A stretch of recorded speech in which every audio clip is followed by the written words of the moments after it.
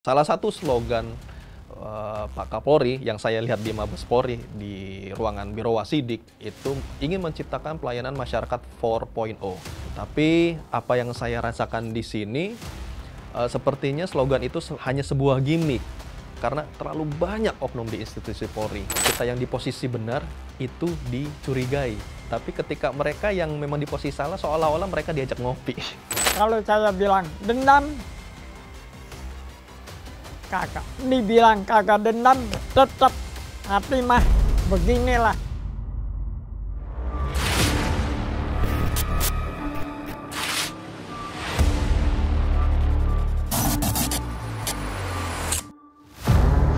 Tiga setengah tahun lebih laporan gue di Polres Jakarta Timur nggak selesai terkait pemalsuan dokumen otentik serta ada keterangan palsu ya dari 7 Maret 2022. Kerugiannya ditafsir lebih dari 2 miliar. Gue juga nggak tahu kenapa dari Polres Jakarta Timur ini oknumnya melindungi terlapor.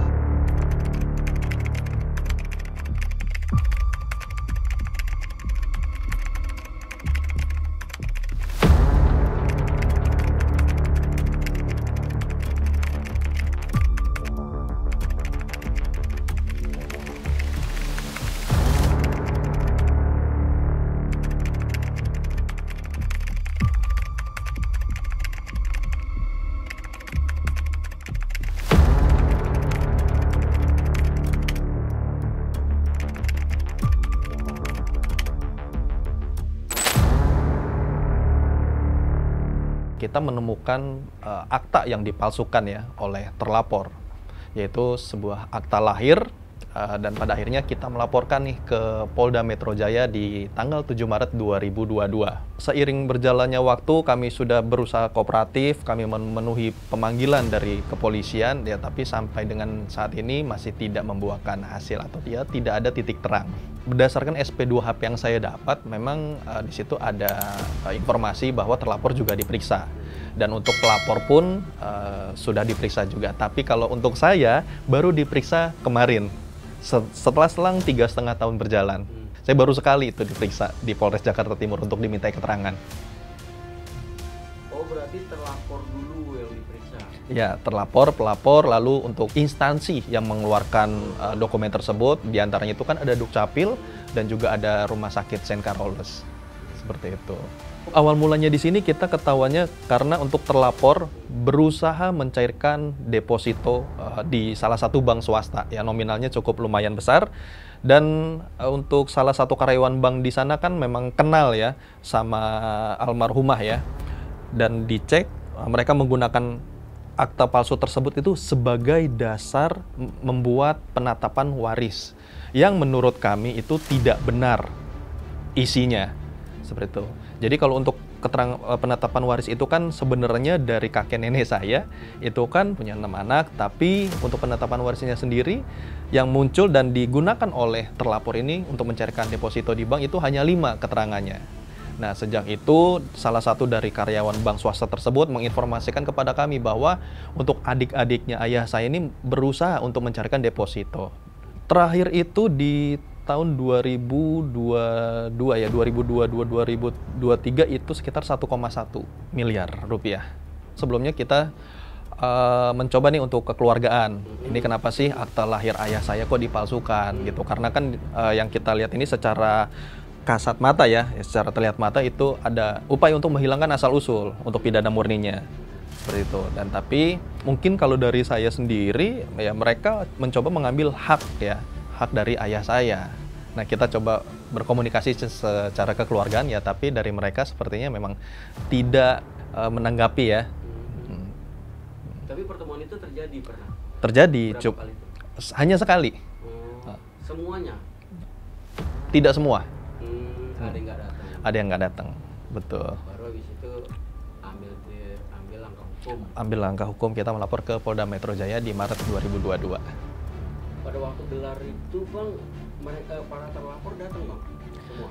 Terlapor datang, tapi yang menurut kita itu adalah otak dari semua kejahatan ini yang namanya Sokok Bank itu tidak pernah datang. Oh, sama sekali Sama sekali tidak. Waktu awal-awal pertemuan keluarga nggak datang? Kalau keluarga sempat ada.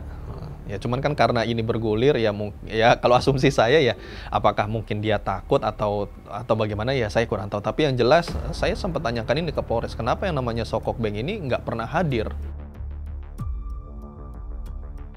Untuk bukti-buktinya sendiri yang kita miliki adalah untuk itu surat keabsahan kutipan kelahiran dari Dukcapil, dan itu asli dan terdaftar, dan juga surat keterangan lahir dari Rumah Sakit St. Carolus. Dan itu juga diperkuat dari surat keterangan RT RW setempat bahwa untuk keluarga saya yang aktanya dipalsukan ya memang anak kandung. Dari Dukcapil sendiri menginformasikan bahwa dokumen yang kita punya memang itu terdaftar di Dukcapil. Dan ketika saya hadapkan dokumen yang dimiliki oleh terlapor dan itu dijadikan bukti, salah satu bukti primer di kepolisian, saya tanyakan, ini terdaftar tidak? Itu tidak terdaftar dan bukan produk kami. Itu statement dari Dukcapil. Dan memang sungguh disayangkan dari Polres itu saya sempat nanya, kok dari polisi ini mau terima dokumen yang saya duga kuat palsu dan tidak terdaftar tanpa dicek validasinya ataupun keasliannya di institusi terkait. Ya cuman jawaban mereka ya menurut saya abu-abu. Ya seperti itu yang saya bilang, saya merasa ini berat sebelah. Ketika kita yang di posisi benar itu dicurigai, tapi ketika mereka yang memang di posisi salah seolah-olah mereka diajak ngopi. Kalau untuk akte lahirnya sendiri ayah saya itu sebelumnya kan disimpan rapih ya, itu oleh almarhum nenek saya, dan itu di sebuah berangkas. Nah, cuman kan setelah beliau meninggal, tanpa sepengetahuan ayah saya dan tanpa sepengetahuan kami juga ya, itu ternyata ya sudah tidak ada akte lahirnya. Dan kita sempat minta sama terlapor ini yang bernama Sokok Bank, kita tanya, kemana akte lahir ayah saya? Ya dia bilang hilang, cari solusinya. Nah, dari situ kita langsung buat surat keterangan kehilangan dari kepolisian. Setelah itu kita minta surat keterangan dari RT RW bahwa ayah saya ini adalah anak kandung dari A dan si B. Setelah itu kita dapat surat keterangannya, kita langsung ajukan ke Rumah Sakit St. Carolus. St. Carolus melihat dokumen administrasinya, buku administrasinya di situ juga terdaftar. Keluarlah keterangan lahir tersebut ayah saya, lalu kita ajukan ke Dukcapil. Setelah Dukcapil melihat itu semua, rentetan dokumen yang kita berikan, baru Dukcapil itu mengeluarkan yang namanya surat keterangan keabsahan kelahiran dari Dukcapil. Dan itu ada barcode-nya. Setiap gelar perkara di kepolisian dan bahkan setiap saya berdiskusi dengan Irwasum, Brigjen Pol Pak Heri Koco ya, nggak apa-apa saya sebut ya. Itu sempat saya bilang, coba Pak, di-scan barcode-nya. Dan itu muncul data lengkap ayah saya, itu anak kandungnya dari A dan si B, bukan informasi yang dokumen yang dibuat oleh terlapor bahwa ayah saya ini adalah anak di luar kawin dari si C. Seperti itu.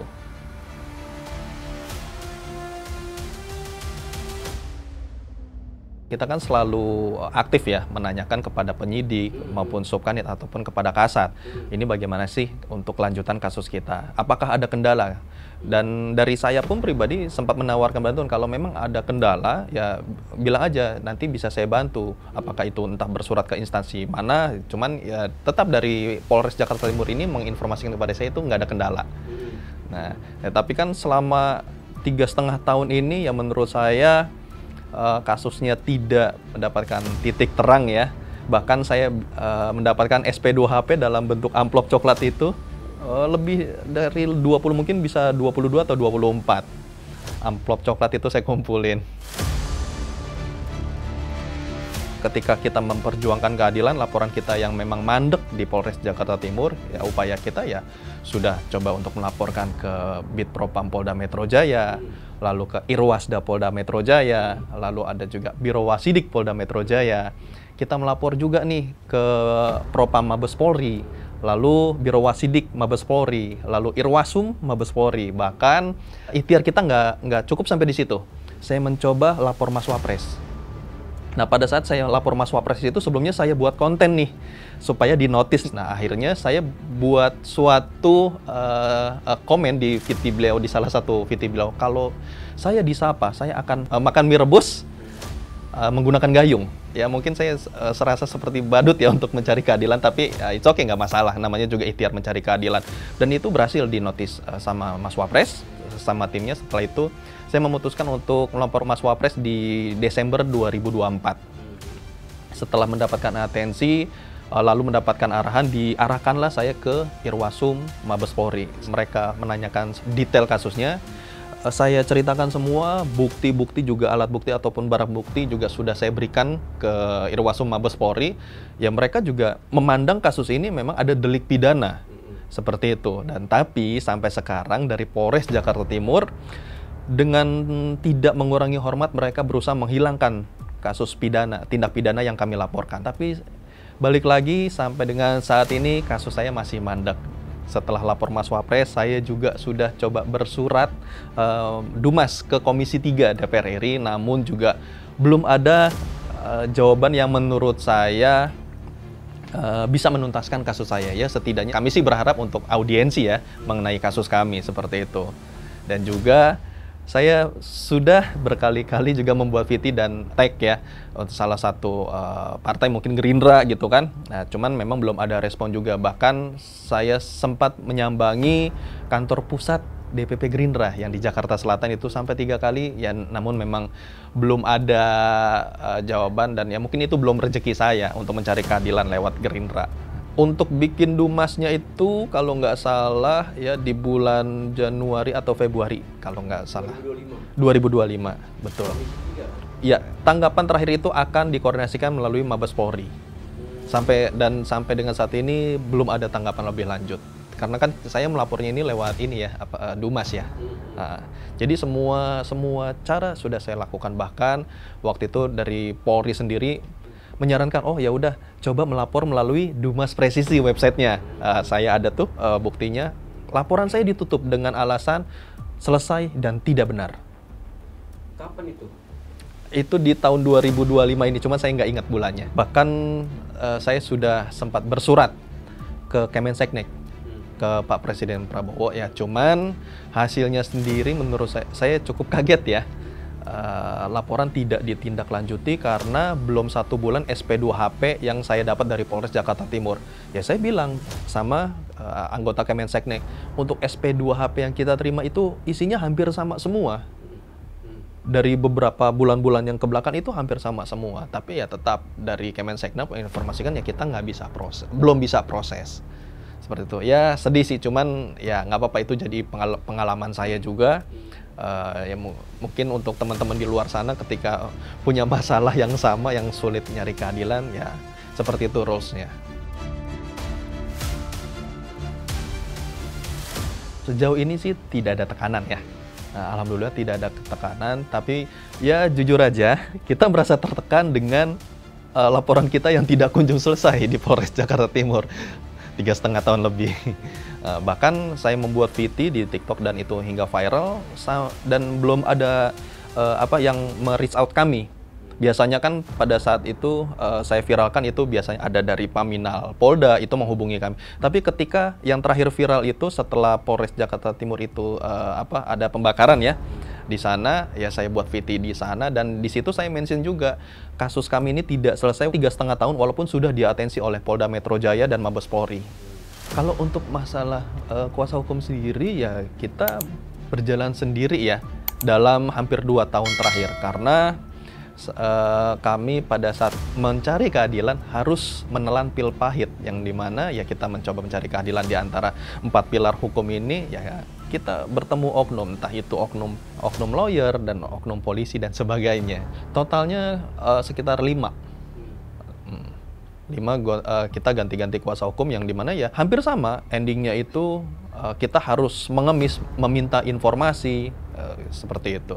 Dan ketika kita tidak menanyakan dari mantan kuasa hukum kami, ya diam aja, pasif. Bahkan ya sempat ditakut-takutin, oh ini tidak masuk pidananya. Ya udahlah,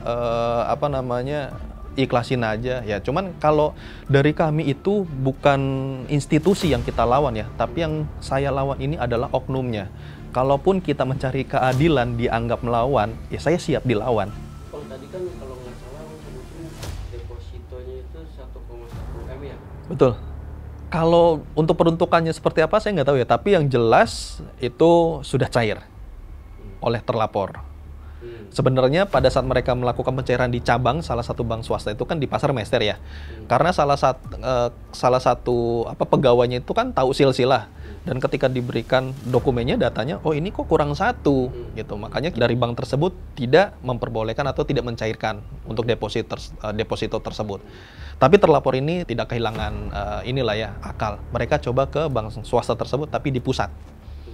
Nah, karena bank swasta yang di pusat ini tidak tahu silsilah, ya akhirnya cairlah itu deposito. Gitu. Semuanya. Bang, properti atau aset yang tadinya dikuasai oleh Bapak Rahman, terus kemudian diambil alih oleh mereka, itu gimana? Baik, kalau untuk properti sebenarnya gini ya, karena ada properti yang nilainya beda-beda. Jadi kalau untuk ayah saya sendiri yang kami tempati itu ya mungkin ya harganya itu sangat ya kecil ya, mungkin bisa kami bilang sangat kecil, itu tidak sebanding dengan properti yang terlapor kuasai seperti itu. Ya contoh misalnya kalau harga properti ini adalah Rp1, ya mereka menempati yang harganya Rp10, seperti itu kurang lebih. Tapi untuk semua sertifikatnya yang itu dipegang oleh terlapor ya. Jadi kan sewaktu-waktu ayah saya bisa ditendang gitu aja.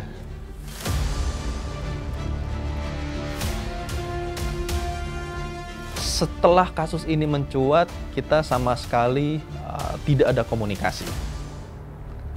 Tidak ada komunikasi sama sekali, dan bahkan untuk orang tua saya itu dilapor balik oleh terlapor di Krimsus di Polres Jakarta Timur. Ya sempat saya sambangin, saya ngomong sama penyidiknya di Krimsus Polres Jaktim, kalau memang kita terbukti memalsukan dokumen atau akta yang dimaksud, saya bilang kita kooperatif, penjarakan kami, saya bilang begitu. Tapi kalau memang dari Polres Jakarta Timur ini mencoba mengulur, coba keluarkan surat rekomendasi, cek dokumen kita, keluarkan surat rekomendasi untuk dicek di Puslapfor Mabes Polri. Cuman sampai saat ini tidak keluar. Tuduhannya sama, jadi ya dianggapnya kita itu memalsukan dokumen otentik. Cuman memang masuknya ke Krimsus. Kalau saya kan laporannya pada saat di Polda itu didisposisi ke Polres, masuknya ke Krimum. Kalau saya tanya sih dari penyidiknya itu yang melaporkan khusus itu adiknya ayah saya yang terakhir, yang bernama Sokok Beng, itu juga sempat saya mention namanya di VT saya.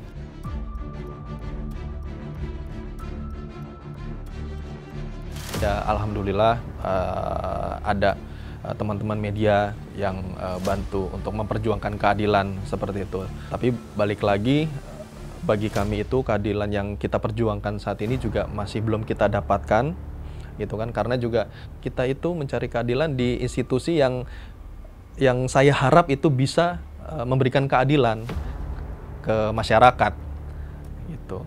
Apalagi kan kita tidak bicara untuk saya saja, tapi untuk semua teman-teman di luar sana yang mungkin mengalami kejadian yang sama seperti saya. Sangat sulit itu untuk mencari keadilan di institusi kepolisian, karena ya kita sebagai masyarakat cuman mau keadilan yang murni, nggak mau keadilan yang abu-abu, kita nggak mau keadilan yang berbayar juga, apalagi kita nggak mau keadilan yang direkayasa.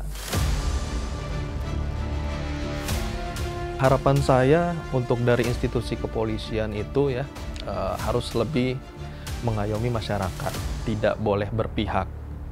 Tidak boleh berpihak, apalagi untuk reformasi Polri, kami masyarakat sangat berharap dari polisi ini bisa lebih baik lagi dalam melayani masyarakat dan menangani kasus. Salah satu slogan Pak Kapolri yang saya lihat di Mabes Polri di ruangan Biro Wasidik itu ingin menciptakan pelayanan masyarakat 4.0 seperti itu. Tapi apa yang saya rasakan di sini sepertinya slogan itu hanya sebuah gimmick. Kenapa saya bilang hanya sebuah gimmick? Karena terlalu banyak oknum di institusi Polri yang sangat merugikan masyarakat. Balik lagi ya, saya pengennya ya untuk aparat penegak hukum ini ya berdiri tegak. Jadi bukan berlutut kepada mereka yang mempunyai uang, bagi mereka yang mempunyai kuasa ataupun mereka yang mempunyai backingan. Saya tetap masih menaruh kepercayaan ya ke institusi Polri, karena balik lagi saya itu dan keluarga tidak membenci polisi. Mau ditanya berapa kali pun kami tidak benci polisi. Tapi kalau ditanya kamu benci oknum, saya benci 100% kepada oknum polisi. Mau sampai manapun keadilan akan saya kejar. Mau sampai liang lahat pun, entah itu saya sampai bertaruh nyawa, saya akan melakukan itu demi mendapatkan keadilan, apalagi untuk membawa nama baik keluarga saya. Untuk masalah kasus ini, ya kami berharap ya, kita sedang upayakan dan concern ke masalah pidana. Nah, seperti yang saya sudah info sebelumnya, dari Polres Jaktim ini selalu ingin berusaha menghilangkan tindak pidananya. Bahkan alih-alih mereka ingin mengaburkan ke perdata. Karena kalau dari saya ya seiring pengalaman dan berjalan waktu, ya ketika mereka berhasil diputar ke perdata, ya otomatis pidana kita akan gugur dan itu akan ditutup atau di SP3 sama pihak kepolisian. Tapi kami nggak biarkan itu, karena apa? Bukti yang kita kumpulkan dari semua instansi itu sudah sangat lengkap dan terang. Salah satu yang paling berasa adalah ketika terakhir kita ada gelar perkara di Polda Metro Jaya. Gelar perkara khusus itu di tanggal 3 Oktober 2025.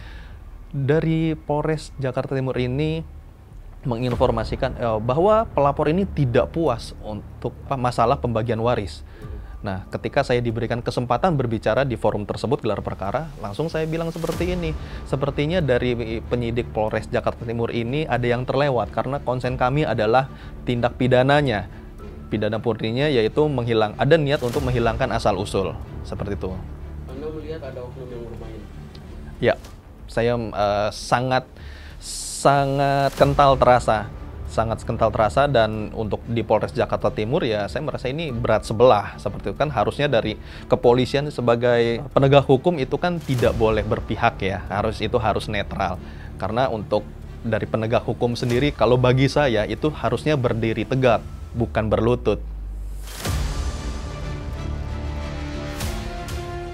Waktu saya masih kecil, dengan adik-adik saya waktu sekolah, ya dari kelas 0 sampai tamat segala, akur-akur semua. Dan di tahun 2021 orang tua saya meninggal, yang maksudnya orang tua mama saya kan meninggal. Dari situ tuh adik yang paling kecil, berarti bungsu nomor 6. Saya nomor 1, yang nomor 6 itu adik yang paling jahat tuh. Malah jadi dia yang ituin kakak-kakaknya jadi diasut gitu semua. Jadi saya ngandi aku sebagai anaknya. Dan dia bikin surat palsu tuh dari notaris. Sejak mama meninggal tahun 2021, adik-adik saya sampai di Polres Jakarta Timur, dia pernah ngomong di depan polisi, ini bukan kakak saya, nunjuk begini. Sejak itu tuh jadi nggak pernah akur tuh.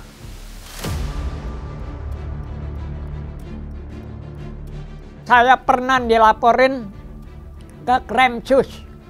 Dibilang malah dia yang malsuin surat-surat akte lahir apa segala, malah saya yang dibilang, wah udah macam-macam dah, saya nggak bisa cerita dah.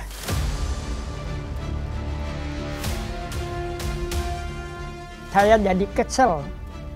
Saya kalau kata nggak dipegangin sama polisi tahu apa, udah bagaimana tahu. Saya mah biar tua biar muda gitu, kalau salah tetap salah. Saya jadi bagaimana, dari dulu adat saya jelek Pak, terus terang saya ngakuin adat saya jelek. Jadi kalau orang baik, saya baik. Orang bikin sakit bagaimana, kayak bapak apalagi dia muda nunjuk begini ya, bagaimana ya. Kalau saya bilang dendam, kagak. Dibilang kagak dendam, tetap hati mah beginilah. Bagaimana, kayak bapak kalau udah disakitin bagaimana, pasti dong kesel. Sampai sekarang aja, apalagi dia udah salah, kagak mau datang. Siapa yang nggak kesel? Saya aja sampai kesel-kesel.